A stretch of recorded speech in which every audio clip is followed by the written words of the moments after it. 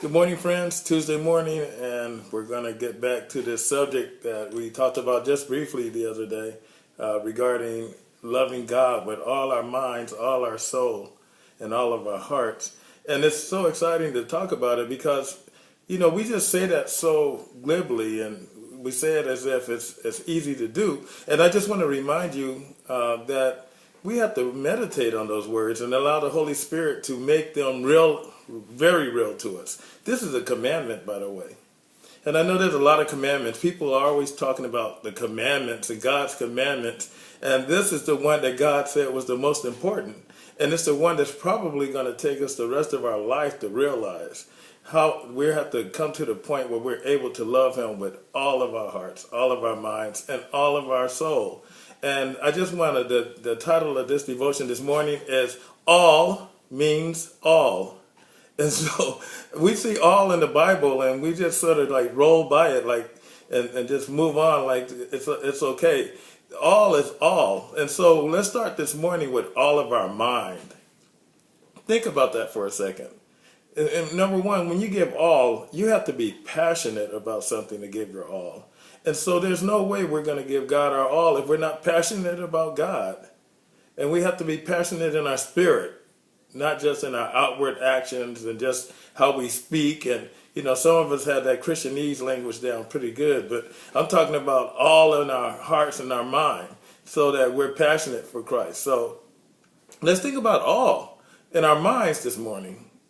If we are going to give God all of our mind, and the first thing we have to do is confess that we probably don't, considering that we live in this world and our jobs and our bills and our relationships and everything that's happening in the world occupies our mind, our own fears and our own anxieties. They take a lot of place within our minds. And it's going to take the Holy Spirit to show us this fact. And not just show it to us in general, but the Holy Spirit will show you and I personally where our minds are not committed to Him. We need to commit all of our minds to Him. And so that can't happen except the Holy Spirit said in Ephesians 4 and 23 and 24, it tells us that we have to be renewed in our mind.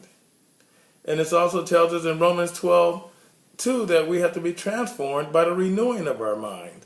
And so there's no way we can make that supernatural connection with God and our mind, and we can't commit our mind to Him until the Holy Spirit resonates in our hearts and gives us the ability to do that. And as we increase our desire to do so, then He will also He will give us the desires of our heart, and He will increase our ability to give our mind to Him.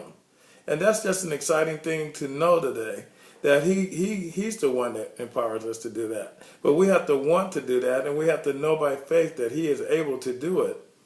And the first thing that we have to do in that process is surrender our minds.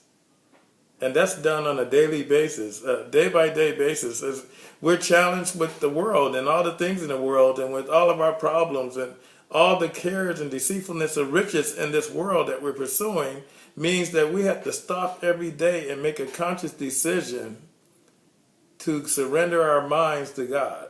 And as we do so, then our minds will be renewed, and slowly and surely, day by day, month by month, year by year, the Bible says He will finish the work that He's begun in us.